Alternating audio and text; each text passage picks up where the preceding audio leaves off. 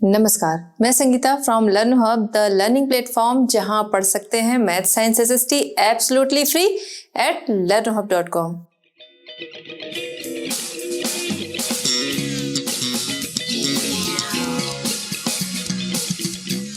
बच्चों, आज हम डिस्कस करेंगे NCERT solutions for class 10। Topic हमारा है outcomes of democracy, question number 1 to 7।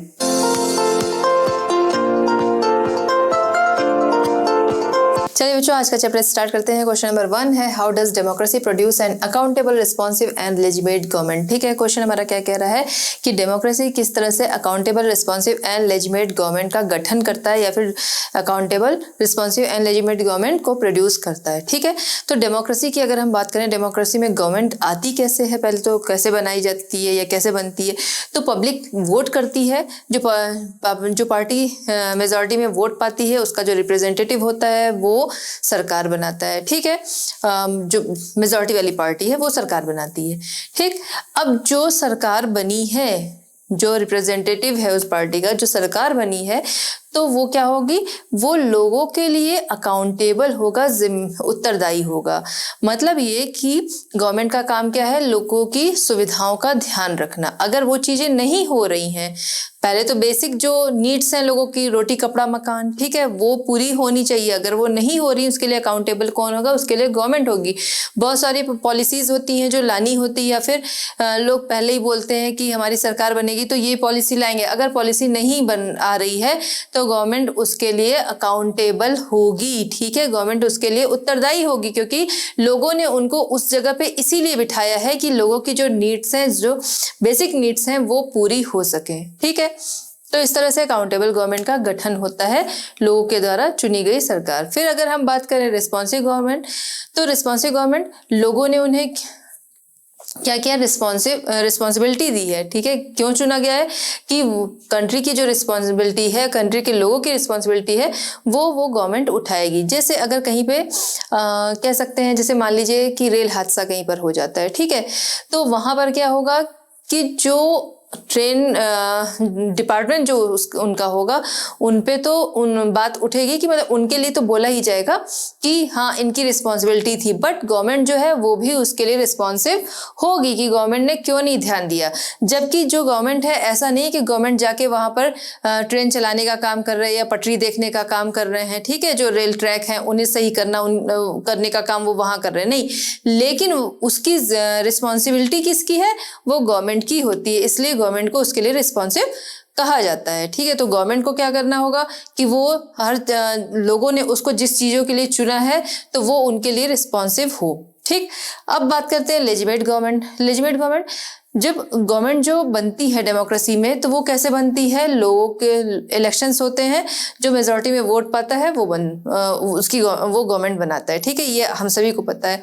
लेकिन ऐसा नहीं है कि चलिए इलेक्शन की डेट जो है वो फिक्स हो गई, ऐसा भी नहीं कि कभी भी कोई गया वोट कराया, नहीं, फिर डेट फिक्स हो गई, लोग चले गए वोट कराया, नहीं, वोटिंग सेंटर बने हैं, क्या जाके वहां पर वोट कर सकते हैं कोई भी, नहीं, जिसका जहां पे सेंटर है वो वहीं पर वोट कर सकेगा, वो चाहे उनके आसपास हो, चाहे दूर हो, चाहे अलग सिटी में हो, चाहे अलग स्टेट में हो, उनका जहां पर वोटिंग सेंटर होगा वो वहीं पर जाकर वोट कर सकते हैं। तो सारी चीजें किस तरह से हो रही, रूल्स एंड रेगुलेशन के तहत हो रही हैं।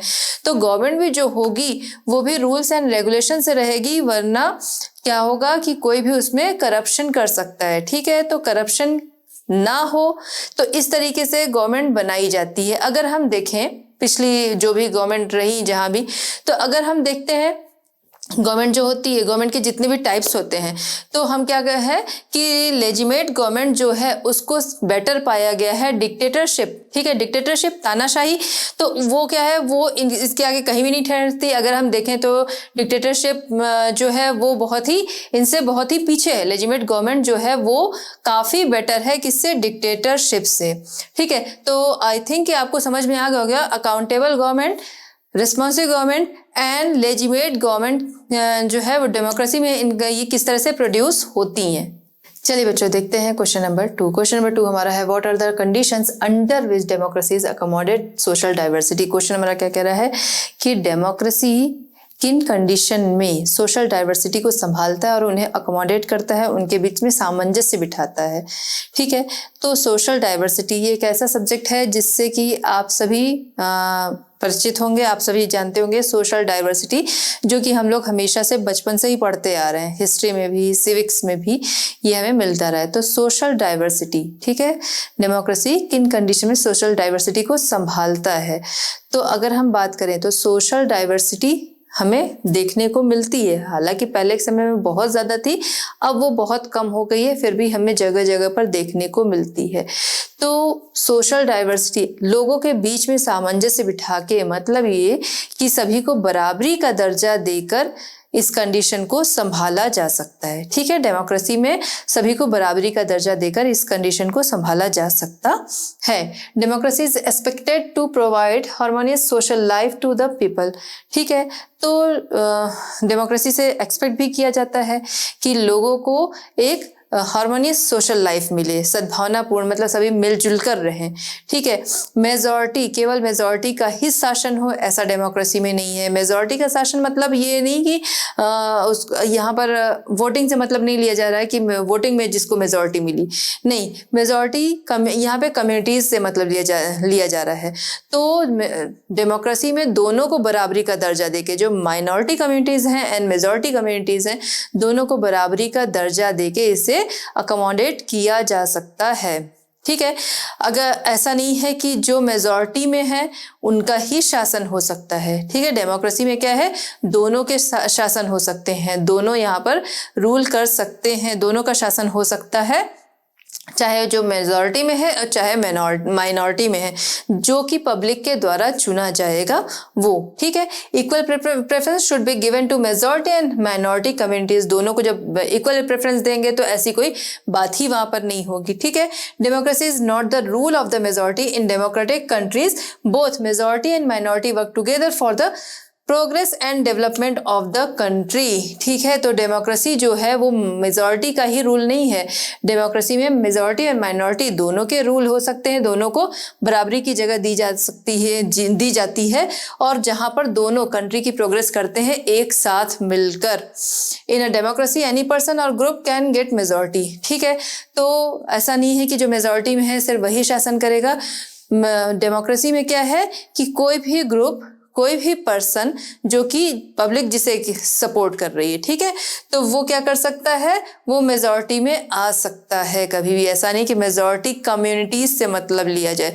यहाँ पर क्या है कि इन अ डेमोक्रेसी एनी पर्सन और ग्रुप कैन गेट मेजॉरिटी। कोई भी पर्सन या कोई भी ग्रुप जो है वो मेजॉरिटी में आ सकता है। चलिए बच्चों, देखते हैं क्वेश्चन नंबर 3। क्वेश्चन नंबर 3 हमारा है, गिव आर्ग्यूमेंट्स टू सपोर्ट और अपोज द फॉलोइंग असर्शंस। आपके सामने कुछ असर्शंस है, आपको इनके सपोर्ट या अपोज में लिखना है। ठीक है, आइए देखते हैं। इसमें फर्स्ट है, industrialised countries can afford democracy but the poor need dictatorship to become rich. ठीक है, यहाँ पर क्या है कि इंडस्ट्रियलाइज कंट्रीज जो हैं वो डेमोक्रेसी अफोर्ड कर सकती हैं, लेकिन जो पुअर हैं वो क्या करते हैं, उनको क्या चाहिए, उनको चाहिए उन्हें रिच होने के लिए डिक्टेटरशिप चाहिए, यानी कि तानाशाही चाहिए। चलिए, आप इसके सपोर्ट में हैं या अपोज में हैं? तो ऑब्वियस है कि हम सभी क्या होंगे, इसके अपोज में होंगे। ठीक है, इंडस्ट्रियलाइज कंट्रीज अगर हैं वो डेमोक्रेसी अफोर्ड कर सकती हैं। चलिए, अच्छी बात है कि वो डेमोक्रेसी को अफोर्ड कर सकती हैं। तो डेमोक्रेसी कोई अफोर्ड करने की चीज नहीं है कि उसको अफोर्ड करना है ना। डेमोक्रेसी क्या है, डेमोक्रेसी ऐसा शासन है जो कि सभी को बराबरी का दर्जा देता है। अब उसमें क्या है, इंडस्ट्रियलाइजेशन है या फिर वहां पर बराबरी का दर्जा है, यानी सभी पे ध्यान दिया जाएगा, वो चाहे अमीर है या फिर गरीब है। ठीक है, रिच पुअर सभी पे ध्यान दिया जाएगा। अगर हम डिक्टेटरशिप की बात करते हैं तो डिक्टेटरशिप में क्या है, हमने देखा जहां भी डिक्टेटरशिप रही है तो वो लोग क्या, कुछ अपने खास लोग जो थे उन पे ही ध्यान दिया करते थे, और जो पुअर थे, तो जैसा कि यहाँ पर है कि पुअर जो है उन्हें रिच होने के लिए डिक्टेटरशिप चाहिए, तो ये तो पूरी तरह से गलत है, क्योंकि जहाँ पर भी डिक्टेटरशिप रही उन्होंने जो पुअर थे उनका पूरी तरह से क्या किया, हरासमेंट किया, उनका पूरी तरह से शोषण किया गया, है ना। तो यहाँ पर क्या है कि हम इसके सपोर्ट में नहीं है, ठीक।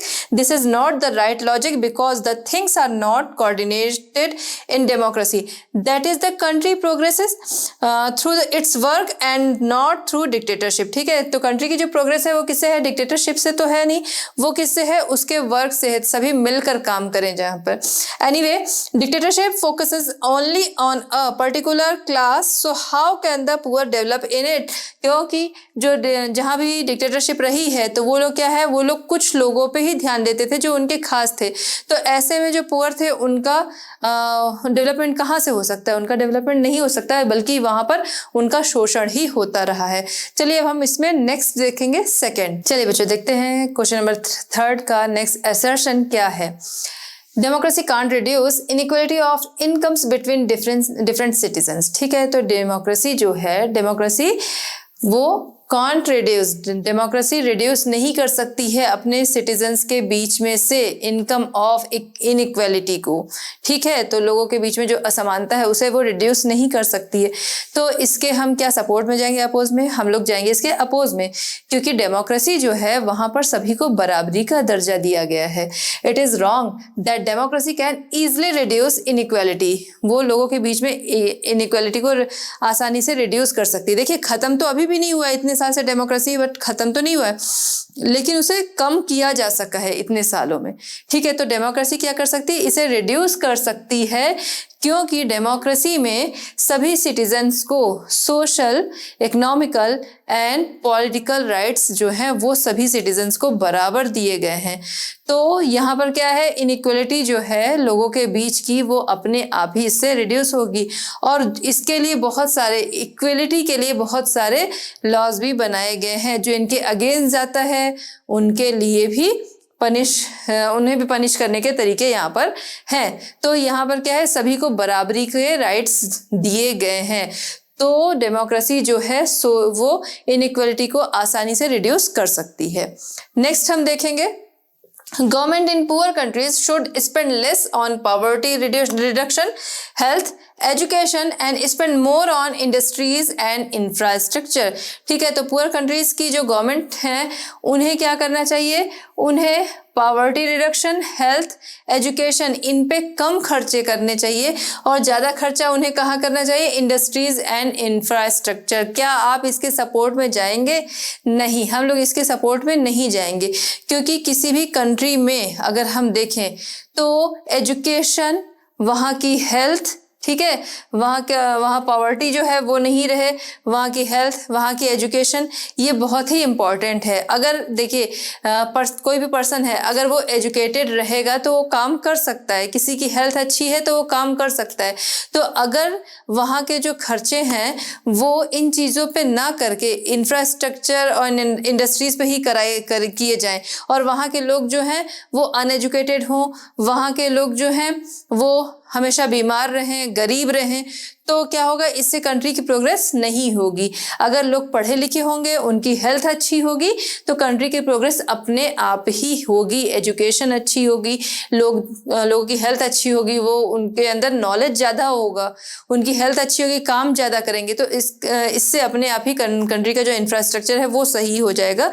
तो अगर हम देखें तो पहले किसी भी गवर्नमेंट को इन चीज़ों पर, बेसिक चीज़ों पर ध्यान देना चाहिए, फिर इंफ्रास्ट्रक्चर एंड इंडस्ट्रीज जो हैं वो तो अपने आप बनते रहेंगे। This statement is wrong because the country is made up of people, ठीक है। कंट्री क्या है, लोगों से बनती है। So it is necessary for the people to be healthy only, then the country can progress, ठीक है। तो लोग अगर हेल्दी हैं तभी कंट्री जो है वो प्रोग्रेस कर सकेगी। It is very important for the country's basic needs, food, clothes, health and education be correct, ठीक है। तो ठीक है, तो वहाँ की एजुकेशन जो है, हेल्थ जो है, ये सब कुछ सही होनी चाहिए, तभी कंट्री प्रोग्रेस कर सकेगी। चलिए बच्चों देखते हैं क्वेश्चन नंबर 3 का नेक्स्ट सेशन क्या है।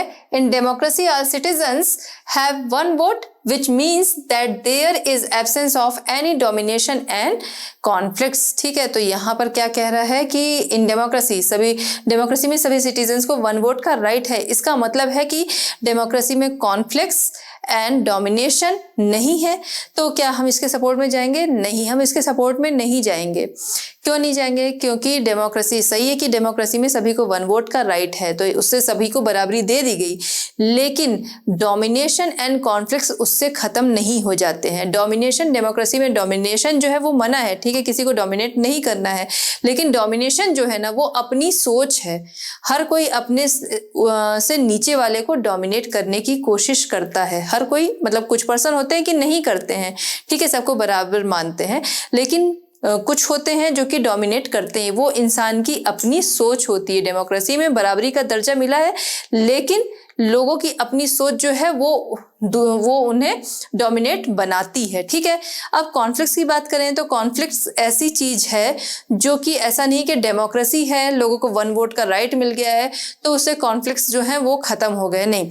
कॉन्फ्लिक्ट्स अगर हम कहें, छोटी सी चीज देखें, अपने घरों में ही देखें कि मान लीजिए घर में किसी ने बोला कि नहीं, किसी बच्चे ने बोला नहीं आज मुझे दाल नहीं खानी, दूसरे ने बोला नहीं मुझे आज दाल ही खानी है, तो वहां पर क्या हुआ, उस दिन का खाना बनने में कॉन्फ्लिक्ट्स हैं। तो इतने छोटे लेवल पे हैं तो बड़े बड़े लेवल पे कॉन्फ्लिक्ट्स जो हैं चीजों को लेकर वो तो रहेंगे ही, वो आए दिन देखने को मिलते हैं। तो वन वोट का राइट मिल गया उसका ये मतलब नहीं है कॉन्फ्लिक्ट्स और डोमिनेशन जो है वो खत्म हो जाते हैं डेमोक्रेसी से। It is true that democracy gives everyone the right to vote, but it is not that there are no conflicts in a democracy. There are conflicts in the society on different issue को लेके conflict जो है वो हमेशा ही चलते रहते हैं। And the one who considered himself above the tries to establish his dominance over those below him, ठीक है, अपने से नीचे वाले लोगों को लोग डोमिनेट करते ही हैं। तो डेमोक्रेसी में वन वोट अगर अधिकार मिल गया तो ऐसा नहीं कि डोमिनेशन एंड कॉन्फ्लिक्ट्स जो हैं वो खत्म हो गए। चलिए बच्चों देखते हैं क्वेश्चन नंबर 4। क्वेश्चन नंबर 4 हमारा है identify the challenges to democracy in the following descriptions, also suggest policy institutional mechanism to deepen democracy in the given situation. ठीक है, आपको क्या करना है कि यहाँ पर आपके सामने कुछ डिस्क्रिप्शंस दिए गए हैं, आपको उसमें डेमोक्रेसी के लिए जो चैलेंजेस हैं वो आइडेंटिफाई करने हैं और उसके लिए जो भी कुछ मैकेनिज्म है डेमोक्रेसी में वो आपको यहाँ पर सजेस्ट करने हैं। ठीक है, चलिए अब हम देखते हैं जो भी पॉलिसीज मैकेनिज्म वगैरह हैं वो आपको यहाँ पर सजेस्ट करने हैं। स्टार्ट करते हैं। First, following a high court directive a temple in Orissa that had separate entry door for Dalits and non Dalits allowed entry for all from the same door. ठीक है, तो हाई कोर्ट के निर्देश के बाद उड़ीसा के एक टेम्पल को एक ही डोर से सभी को प्रवेश की अनुमति देनी पड़ी, जहां पर पहले क्या था, पहले दलित्स एंड नॉन दलित के लिए सेपरेट डोर थे, अलग अलग डोर थे। वहां पर हाईकोर्ट के निर्देश के बाद एक ही डोर से दोनों की एंट्री करनी पड़ी। ठीक है, तो यहाँ पर अगर हम देखें तो इसमें डेमोक्रेसी के लिए चैलेंजेस क्या है वो हमें देखना है और उसके लिए कुछ सजेस्ट करना है कि इसको किस तरीके से सुधारा जा सके या जो भी पॉलिसीज हैं वो आपको बतानी है। Here there is a matter of caste discrimination. ठीक है, क्योंकि यहाँ पर क्या है, दोनों के लिए डोर्स अलग अलग बना दिए गए। ऐसा नहीं कि पब्लिक ज्यादा है इसलिए डोर्स अलग कर रहे हैं, यहाँ डोर्स अलग कर रहे हैं क्यों, क्योंकि यहाँ पर कास्ट डिस्क्रिमिनेशन का मामला है, दलित एंड नॉन दलित दोनों के लिए अलग अलग डोर्स बनाए गए हैं। तो डेमोक्रेसी के लिए ये चैलेंज है which shows the caste division in the society where as in democracy all are given equal status. क्योंकि डेमोक्रेसी में सभी को बराबरी के राइट्स दिए गए हैं ना, सभी को बराबरी का दर्जा दिया गया है, और अगर ऐसा है तो ये डेमोक्रेसी के लिए चैलेंज है। ठीक है, Where such incidents happen, it is against democracy and a challenge to democracy। अगर ऐसा जहां पर भी होता है तो वो डेमोक्रेसी के अगेंस्ट है, क्योंकि डेमोक्रेसी में सभी को बराबरी का दर्जा दिया गया है और ये डेमोक्रेसी के लिए एक चैलेंज है इन चीजों को सुधारने के लिए। Where such incidents come from legal action should be taken against them, such cases are a big threat to the peace of the country। तो जहां भी ऐसे केस देखने को मिलते हैं कास्ट डिस्क्रिमिनेशन के, तो उनके लिए लीगल एक्शन बने हैं और लीगल एक्शन लेने चाहिए, और नहीं तो इससे क्या होता है कि जो जगह है वहां की शांति भंग होती है ना, क्योंकि लोगों को जब ऊपर और नीचे का दर्जा दिया जा रहा है कि किसी को प्रेफरेंस दे रहे हैं किसी को नहीं दे रहे हैं, वो कास्ट को ध्यान में रखते हुए, जेंडर को ध्यान में रखते हुए, रिलीजन को ध्यान में रखते हुए, तो वहां पर शांति जो है वो रह ही नहीं सकेगी, है ना, वहां पर पीस जो है वो नहीं रह सकेगा। तो ऐसी कंट्री में या ऐसी जगह पे पीस नहीं रह सकेगा, उसके लिए क्या होगा, इनके लिए लीगल एक्शन लेने चाहिए जिससे कि आगे कोई इन चीजों को ना करे। चलिए बच्चों देखते हैं क्वेश्चन नंबर 4 का नेक्स्ट डिस्क्रिप्शन क्या है। A large number of farmers are committing suicide in different states of India। ठीक है, तो इसमें हमें क्या करना है, डेमोक्रेसी के लिए चैलेंज क्या है वो हमें इसमें आइडेंटिफाई करना है। तो इंडिया के डिफरेंट स्टेट्स में लार्ज नंबर में फार्मर्स के द्वारा सुसाइड कमिट किया जाना, ठीक है, तो सुसाइड कमिट किया जाना सबसे बड़ा चैलेंज यही है, फार्मर्स सुसाइड कमिट कर रहे हैं डेमोक्रेसी में रहते हुए, है ना। तो वो सुसाइड क्यों कमिट करते हैं, इसलिए पहली चीज पॉवर्टी, दूसरा डेप्ट। पॉवर्टी है, अब उनको अपने काम करने हैं जिसके लिए वो क्या करते हैं, डेप्ट लेते हैं, किसी से भी कर्ज लेते हैं, उसके लिए वो जाते हैं किसी से भी किसी भी इंटरेस्ट रेट पे कर्ज ले लेते हैं। गवर्नमेंट की तरफ से जगह जगह पे बैंक्स हैं जो कि कम इंटरेस्ट रेट पे उन्हें डेप्ट देते हैं, लेकिन उसमें क्या है, उन्हें लगता है कि कुछ लिखा पढ़ी करनी होगी, पेपर वगैरह लगेंगे, तो उसके लिए उनको इजी तरीका दिखता है कि किसी से जाकर वो कर्ज लेते हैं ज़्यादा इंटरेस्ट रेट पे और उसे चुका नहीं पाते हैं, या फिर फसल खराब हो गई तो और ज़्यादा उनकी कंडीशन बुरी, ठीक है, अगर फसल भी खराब हो गई तो ऐसे में उन्हें सही तरीका या इजी तरीका जो दिखता है वो क्या दिखता है, सुसाइड कमिट करना, जो कि बहुत ही पेनफुल है। तो यहाँ पर क्या है कि गवर्नमेंट को इसमें क्या करना चाहिए, पूरी तरह से इनका साथ देना चाहिए। जगह जगह गवर्नमेंट बैंक होने चाहिए जो कि क्या करें, इन्हें कम इंटरेस्ट रेट पे, लो इंटरेस्ट रेट पे या फिर बिना इंटरेस्ट रेट के इन्हें कर्ज दे सकें, ठीक है। दूसरी चीज की जो सीड्स वगैरह हैं वो इनको आसानी से मिल जाए और कम रेट पे मिले, जो भी एग्रीकल्चर के इक्विपमेंट हैं वो इन्हें आसानी से और कम रेट पे मिल जाए। इरिगेशन है वो उनका कम रेट पे ही वो हो जाए। ये सारे चीज़ें जो हैं, फर्टिलाइजर्स हैं, वो गवर्नमेंट की तरफ से इन चीज़ों को ये चीज़ें इन्हें अवेलेबल करानी चाहिए जिससे कि इनके ऊपर बर्डन ज़्यादा ना पड़े, ठीक है। तो the government should cooperate fully in the work of the farmers। they can easily get loans, जिससे कि वो आसानी से लोन्स ले सकें, ठीक है, लोन आसानी से ले सके और at very low interest rate, ठीक है। तो विदाउट इंटरेस्ट रेट या फिर लो इंटरेस्ट रेट पे इन्हें लोन जो है वो मिल सके। फार्मिंग एसेंशियल आर चीप, ठीक है, फार्मिंग एसेंशियल जो है वो इनको सस्ते रेट पे मिल जाए। Get government help on the weather, और बाई चांस सब कुछ सही रहा, गवर्नमेंट की तरफ से हेल्प मिल गई कि बैंक से भी मिल गया इनको लोन मिल गया कम इंटरेस्ट रेट पे, फिर आगे सीड्स और बाकी जो चीज़ें हैं एसेंशियल, फार्मिंग एसेंशियल हैं, वो इन्हें आसानी से कम रेट पर मिल गया, सब कुछ अच्छा हुआ, खेती अच्छी हुई। बाई चांस मौसम ने धोखा दे दिया है ना, वेदर जो है उसकी वजह से कभी बारिश कम हुई, बारिश ज़्यादा हुई, तो उसकी वजह से नुकसान हो गया, तो वहाँ पर भी गवर्नमेंट को इनका सपोर्ट करना चाहिए। और अगर हम देखें तो आज के टाइम में सपोर्ट है, अब वो सपोर्ट ठीक है, पूरा नहीं है, लेकिन सपोर्ट कुछ हद तक है। ज़रूरत है कि लोगों के अंदर उसकी अवेयरनेस नहीं है, तो गवर्नमेंट को ये भी एक तरीका करना चाहिए कि अगर ये जो इनको सुविधाएं दी जा रही है उनके साथ साथ ही अवेयरनेस भी हो, ठीक है। नेक्स्ट हम देखते हैं, following allegation of killing of 3 civilian in Gandwara in a fake encounter by Jammu and Kashmir police and inquiry has been ordered, ठीक है। तो यहाँ पर क्या है कि जम्मू एंड कश्मीर पुलिस के द्वारा जम्मू एंड कश्मीर के गंडवारा में 3 सिविलियंस को एनकाउंटर बता के मार दिया गया है, जिसकी जांच के आदेश दिए गए हैं, ठीक है, उसके इंक्वायरी के आदेश दिए गए हैं। Fake encounter of 3 civilian expose corruption, ठीक है, वहां पर क्या है, फेक एनकाउंटर हुआ है तो वो क्या है, पूरी तरह से करप्शन को एक्सपोज करता है, क्योंकि पुलिस जो है वो डायरेक्ट ये चीज अपने हाथ में नहीं ले लेती, कहीं ना कहीं इसमें करप्शन जो है वो दिखता है, ठीक है, उसकी भी जांच होनी चाहिए। इन गवर्नमेंट डिपार्टमेंट्स के द्वारा करप्शन जो है वो इसमें दिखाई देता है। इमेज ऑफ डेमोक्रेसी, जो कि डेमोक्रेसी की छवि को धूमिल करता है, क्योंकि डेमोक्रेसी में क्या है कि डेमोक्रेसी में आपको जो रूल्स हैं, रेगुलेशंस हैं, उनके अकॉर्डिंग चलना है, ठीक है, तानाशाही नहीं करना है, अपनी मर्जी से चीज़ें नहीं करनी है, तो ये उसके अगेंस्ट जाता है, उसकी छवि को ट्रांसिस करता है, ठीक है। There should be a law for this and it should be strictly followed so that fair investigation can be done.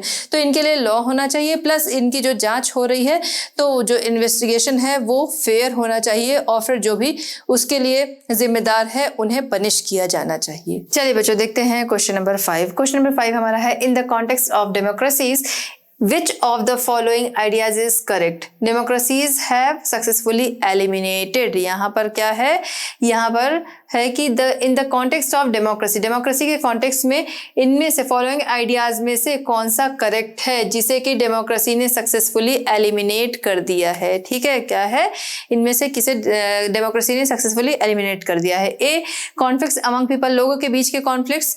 तो अगर हम देखें तो ऐसा नहीं कि डेमोक्रेसी आई और लोगों के बीच के कॉन्फ्लिक्ट्स जो हैं वो उसके बाद से खत्म हो गए, ऐसा कुछ भी नहीं है। लोगों के बीच के कॉन्फ्लिक्ट्स जो हैं वो बराबर बने हुए हैं, हर रोज नई नई बातों को लेकर कॉन्फ्लिक्ट्स जो हैं वो शुरू हो जाते हैं। ठीक, तो ऐसा नहीं है। बी हम देखेंगे तो इकोनॉमिक इनइक्वालिटीज अमंग पीपल, क्या लोगों के बीच की इकोनॉमिक इनइक्वालिटी जो है वो डेमोक्रेसी के आने के बाद वो एलिमिनेट हुई है? नहीं हुई है। लोगों के बीच में हमें हर रोज हर जगह पर दिखता है कि लोगों के बीच में इकोनॉमिक इनइक्वालिटी जो है वो बनी ही हुई है। सी है differences of opinion about how marginalized section are to be treated. Marginalized section जो है उसे किस तरह से ट्रीट किया जाए, उसमें डिफरेंट जो लोगों के ओपिनियन है, क्या उसे डेमोक्रेसी ने एलिमिनेट कर दिया है? तो ऐसा भी नहीं है। लोगों के ओपिनियन जो है वो डिफरेंट ही हैं एक दूसरे से। ठीक, नेक्स्ट हम देखते हैं D, the idea of political inequality. Idea of political inequality अगर हम देखें तो क्या डेमोक्रेसी ने इसे एलिमिनेट किया है? तो हाँ, राइट आंसर हमारा है ऑप्शन डी कि the idea of political inequality, politics में इनइक्वालिटी का जो आइडिया था तो वो उसे डेमोक्रेसी ने एलिमिनेट कर दिया है। और अब सभी पॉलिटिकल एरिया में अगर हम देखें तो सभी क्या हैं, इक्वल हैं। क्यों? क्योंकि अगर हम देखें तो वोटिंग राइट्स जो हैं वो सभी को मिले, 18+ जो भी है उसे वोटिंग राइट्स मिले हैं। ऐसा नहीं कि वो इस एरिया का है, वो इस रीजन का है, इस कास्ट का है, इस लैंग्वेज को बोलता है तो उस आधार पर उसे डिवाइड कर दिया जाए या उसे उसमें पार्टिसिपेट ना करने दिया जाए, तो ऐसा कुछ नहीं है। सभी लोग पार्टिसिपेट कर सकते हैं और हर कोई वोटिंग कर सकता है। तो the idea of political inequality जो है उसे समाप्त कर दिया गया। अगर हम पहले के टाइम में देखें तो जो राजा था तो राजा की फैमिली के लोग ही राजा बनते थे। अगर राजा की अपनी संतान नहीं है तो क्या होता था कि वो किसी को गोद ले लेता था। ऐसा नहीं कि कोई भी आया और वो राजा बन गया, तो ऐसा नहीं होता था। और ये चीज हम देखते हैं डेमोक्रेसी के आने के बाद से क्या है कि कोई भी उसमें पार्टिसिपेशन कर सकता है। ठीक है, और सभी को वोटिंग राइट्स भी हैं। फिर हम देखते हैं क्वेश्चन नंबर 6। क्वेश्चन नंबर 6 है in the context of assessing democracy which among the following is odd one out democracies need to ensure. ठीक है, तो डेमोक्रेसी के मूल्यांकन के कॉन्टेक्स्ट में अगर हम देखें, ठीक है, डेमोक्रेसी असेसिंग के कॉन्टेक्स्ट में अगर हम देखते हैं तो इनमें से कौन सा है जो ऑड वन आउट है? ठीक है, आइए देखते हैं उसे डेमोक्रेसी के परिप्रेक्ष्य में हमें क्या करना है, उसे इंश्योर करना है कि कौन सा इसमें से ऑड वन आउट है। Free and fair election. ठीक है, फ्री एंड फेयर इलेक्शन की बात करें तो ये तो सही है कि फ्री एंड फेयर इलेक्शन होते हैं। हमको क्या करना है डेमोक्रेसी के कॉन्टेक्स्ट में जो ऑड वन आउट है। Dignity of the individual. ठीक है, इंडिविजुअल लोगों की डिग्निटी, तो ये भी क्या है कि ये भी इसका भी अधिकार सबको मिला है कि सभी बराबर है। इंडिविजुअल डिग्निटी जो है वो सभी के लिए है। सी, मेजॉरिटी रूल। मेजॉरिटी रूल मतलब ये कि जैसे माइनॉरिटी और मेजॉरिटी हम देखते हैं तो ऐसा कुछ नहीं है डेमोक्रेसी के अगर कॉन्टेक्स्ट में हम देखें कि जो मेजॉरिटी में है, अगर हम कास्ट के ही पर्पज से जाते हैं तो जो मेजॉरिटी में है वही रूल करेंगे, तो ये चीज़ नहीं है। तो यहाँ पर क्या है, मेजॉरिटी रूल जो है कि जो मेजॉरिटी में जो लोग हैं वही रूल करेंगे, तो ये नहीं है। तो यहाँ पर ऑड वन आउट का जो आंसर होगा ये होगा। हम ऑप्शन डी भी अभी देख लेते हैं। Equal treatment before law. ठीक है, तो सभी के लिए कानून जो है वो बराबर है, इक्वल है। लॉ जो है सभी के लिए इक्वल है, तो ये भी सही है। फ्री एंड फेयर इलेक्शन, तो ये भी सही है। फिर आगे डिग्निटी ऑफ द इंडिविजुअल, ये भी सही है कि इंडिविजुअली सभी की जो गरिमा है, सभी की डिग्निटी जो है वो है। इक्वल ट्रीटमेंट बिफोर लॉ, सभी के लिए लॉ जो है वो बराबर है। तो राइट आंसर होगा मेजॉरिटी रूल। मेजॉरिटी रूल को कह सकते हैं आज्ञा नहीं दी गई है कि मेजॉरिटी और माइनॉरिटी अगर हम देखें तो मेजॉरिटी जो है बस वही रूल कर सकता है। रूल करने के लिए कोई भी है। तो राइट आंसर ऑप्शन सी। चलिए बच्चों देखते हैं क्वेश्चन नंबर 7। क्वेश्चन नंबर 7 हमारा है studies on political and social inequalities in democracy show that. ठीक है, यहाँ पर क्या है कि डेमोक्रेसी में पॉलिटिकल एंड सोशल इनइक्वालिटीज की स्टडीज में शो होता है, यानी कि लोकतंत्र की जो राजनीतिक और सामाजिक असमानताएं हैं उसके अध्ययन, उसकी स्टडीज में शो होता है। क्या शो होता है ये देखते हैं। Democracy and development go together, democracy और डेवलपमेंट जो है वो साथ चलते हैं। तो ऐसा कुछ नहीं है, डेमोक्रेसी एंड डेवलपमेंट साथ तो चलते हैं, लेकिन जब हमने देखा था पढ़ा था कि डिक्टेटरशिप में अगर हम देखें तो वो चीज़ थोड़ा सा ज़्यादा तेज है। हालांकि जो उसमें अगर हम देखेंगे कि लोअर ग्रुप जो है वो उतना तेजी से उसका डेवलपमेंट नहीं होता है, लेकिन फिर भी अगर हम उनका समाज देखें तो उसमें डेवलपमेंट जो है वो होता है। तो यहाँ पर क्या है, democracy and development go together, ये चीज़ नहीं होगा। बी पे आता है इनइक्वालिटीज एग्जिस्ट इन डेमोक्रेसीज। ठीक है, तो डेमोक्रेसी में इनइक्वालिटी जो है वो है। तो हम अगर देखें इनइक्वालिटीज यानी कि असमानता जो है डेमोक्रेसी में है, एग्जिस्ट है। तो हम अगर देखें तो बनी रहती है। तो हाँ, ऐसा है कि डेमोक्रेसी में असमानता जो है वो बनी रहती है। हम अगर देखें तो क्या सब एक बराबर हो गए हैं? तो नहीं, सब एक बराबर नहीं हो गए। तो यहाँ पर जो राइट आंसर होगा हमें अभी बी लग रहा है, हम आगे के भी ऑप्शन देखेंगे। सी जो है inequalities do not exist under dictatorship. तो डिक्टेटरशिप के अंडर में इनइक्वालिटी जो है वो एग्जिस्ट नहीं होती है। तो ये तो गलत है, क्योंकि डिक्टेटरशिप में भी इनइक्वालिटीज जो है वो थी और वहां पर तो बहुत ज्यादा थी। ठीक है, तो इनइक्वालिटी वहां पर थी, तो ये भी करेक्ट आंसर नहीं है। Dictatorship is better than democracy, dictatorship democracy से बेटर है, क्या आपको ऐसा लगता है? तो नहीं, डिक्टेटरशिप को हमेशा ही डेमोक्रेसी से खराब माना गया है, यानी कि बेटर जो माना गया है वो डेमोक्रेसी को माना गया है हमेशा डिक्टेटरशिप से।